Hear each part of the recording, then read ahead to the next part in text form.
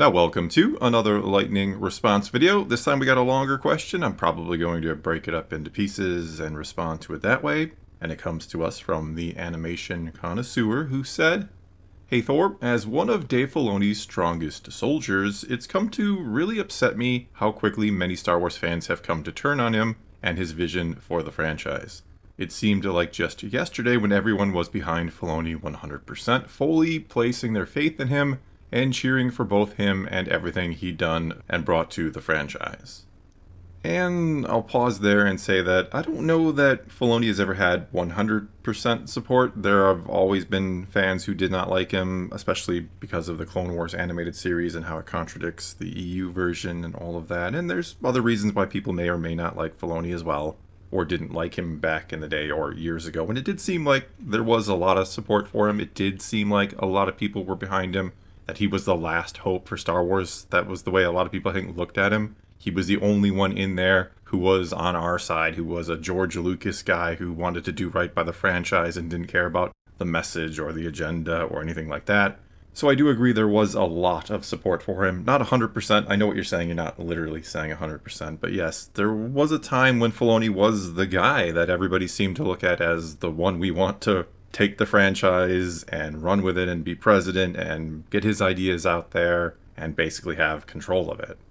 Alright, and back to your comment. You said, "Now though it feels like people have all of a sudden just totally flip-flopped on him without good reason, with some even going so far as to attack his older works such as Clone Wars and even his newer stuff like Tales of the Jedi, for example, solely to spite him, even though the majority of those things are, in my opinion, absolutely perfect masterpieces." And the funny thing about those things, especially the Tales series, is they're not 100% the work of Dave Filoni. Somehow he always gets credit for writing and doing the animation, and it feels like he gets like the credit for literally everything when he was, yes, he was the supervising director. He wrote a few episodes, he was a producer, he was the guy, don't get me wrong. He made a lot of the calls, he is basically responsible for the series, but he's not like 100%. George Lucas was still there making decisions. We have heard they worked closely together, that yes, Lucas was heavily involved in the Clone Wars series, despite some people saying he wasn't. He was there, it is his vision, and probably, yes, some of Filoni's vision as well. But we shouldn't give Filoni 100% blame or 100% credit, depending on your point of view, for the Clone Wars series. It's the culmination of a lot of people's work, a lot of people's vision, though yes, he was basically the top guy. That said, I do think, yeah, some people are going back and looking at it and trying to be extra critical of it now. Or they want to be critical because they have turned on Filoni. Though, sure, if we look back at the Clone Wars, I think I've said it before, this is not me turning on Filoni necessarily, but the first couple seasons of the Clone Wars are pretty rough. It took them a while to kind of find their footing and to decide on what kind of show they really wanted it to be. At first, I felt like it was really a show aimed primarily at a younger audience. And then as the season goes on, and maybe as their audience begins to grow up, it gets a lot more mature, it gets a lot better, the writing gets tighter, the animation gets better, everything about it gets better as the seasons go on. And in my opinion, it turns into some really damn good Star Wars by the end. And again, Filoni deserves some of that credit, a good portion of that credit, and others deserve credit as well. As for the Tales series, I don't think he's very heavily involved in that. I think he has moved on to, well, he's now the chief creative officer, or whatever his title technically is. I think it's chief creative officer, but he's the guy in charge of the creative side of things or overseeing it. So I don't know that he's like in there doing the day-to-day things on the Tales series, or that he was in there doing day-to-day things on the Bad Batch, especially with him doing the Ahsoka series, and he's going to be working on season 2. He's more involved in the movies. He's involved in pretty much everything. So I don't know if you really want to pin too much blame or credit on him for the Tales stuff, the Tales of the Empire, Jedi, and Underworld. I think he oversees it, but I really don't think he's all that hands-on when it comes to it. Alright, but let's move on to the next part where you say, "I feel like the only reason that so people have turned against him is because of how he was reported to have approved of several of the creative choices made within the Acolyte. But the thing is, how do we know for sure he actually wholeheartedly approved of those choices and didn't just reluctantly do so in order to keep his job and position within Lucasfilm?"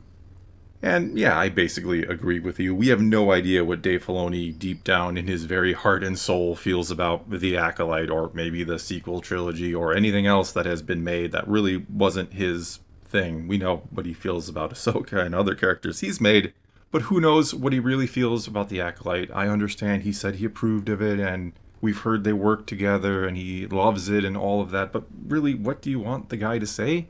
I know you could say he should keep his integrity and say whatever he really feels, and if he doesn't like the Acolyte, he should say so and all of that. But let's be real.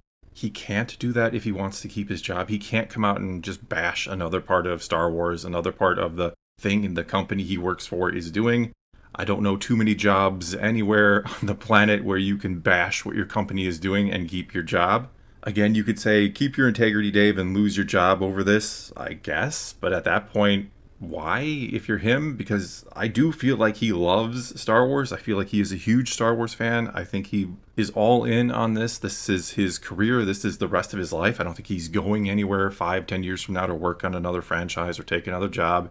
I think he's here for the long haul. I think he loves and respects George Lucas. I'm not saying he's totally in line with everything Lucas would have done. I think he's fairly in line with what Lucas would have done and likes to do his own things as well.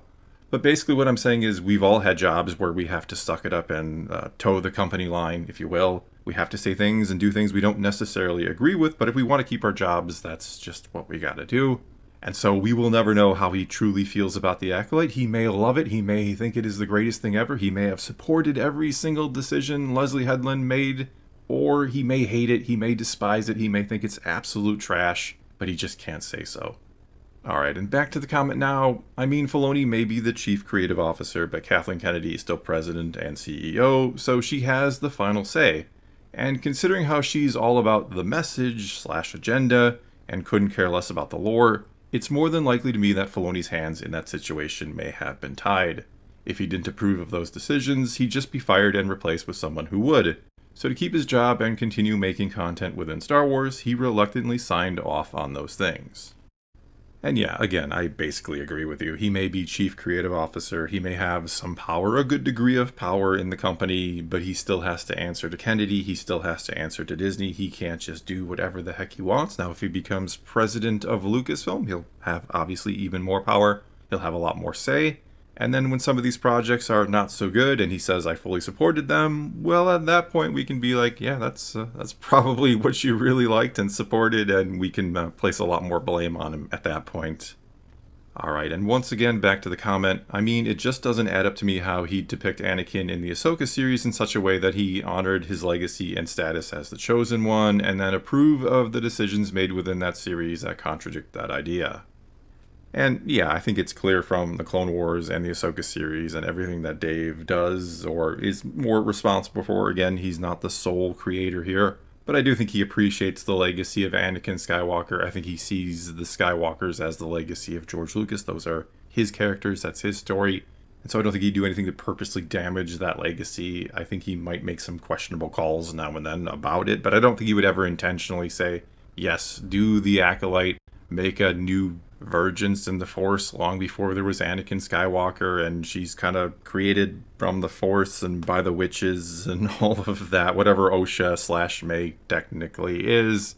I don't think he'd be cool with that idea if he thought it diminishes the legacy of Anakin, so either he didn't see it that way or he didn't really have a say in the matter. Kennedy's like, nah, this is what Leslie Headland's doing and you better like it. Finally, here they say, until hard proof comes to light that he truly agreed with the vision of the Acolyte and didn't just reluctantly go along with it to keep his employment within Lucasfilm intact, I'm willing to give him the benefit of the doubt and continue to believe in his vision for Star Wars. But how do you feel about this? And I don't think you're ever going to get hard proof unless he is someday no longer with Lucasfilm and writes a tell-all book or talks about it in a podcast or whatever it ends up being, where he says how he truly feels about it all. And he's no longer under any kind of non-disclosure agreement or anything like that, and he can really say what he feels. But anyway, my thoughts on Filoni are, I like the guy. I think he means well. I think he wants to do well. I think he is a huge Star Wars fan. He loves George Lucas, like I keep saying. I do believe that. But at the same time, I do feel like he kind of gets stuck in his own head sometimes. He really loves his own Star Wars stuff.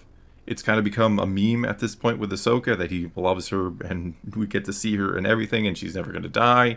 And he brings her back from the dead and creates time travel or makes time travel within Star Wars to save her. And in his defense, yes, Ahsoka is or became a hugely popular character, no doubt. I don't think anybody's arguing that nobody likes Ahsoka or never did, or that she hasn't achieved a legacy character status at this point. Problem is, I think she has worn out her welcome with a lot of people, and the last person to realize that is Dave Filoni, which is hard for him to do. It's his beloved character, it's his creation.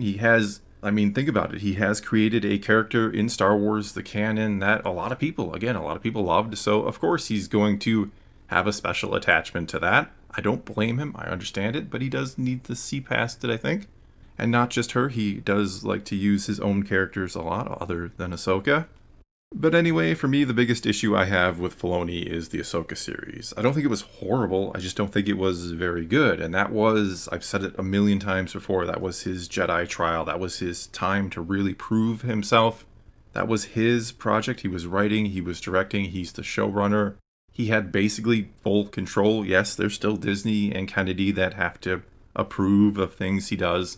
But that was his show. That was his time to really prove to the fan base, hey, I deserve to be running this company. My vision for Star Wars is the vision for the future, and I just don't feel like it was. There were some good things in there, don't get me wrong, but overall it was kind of rough.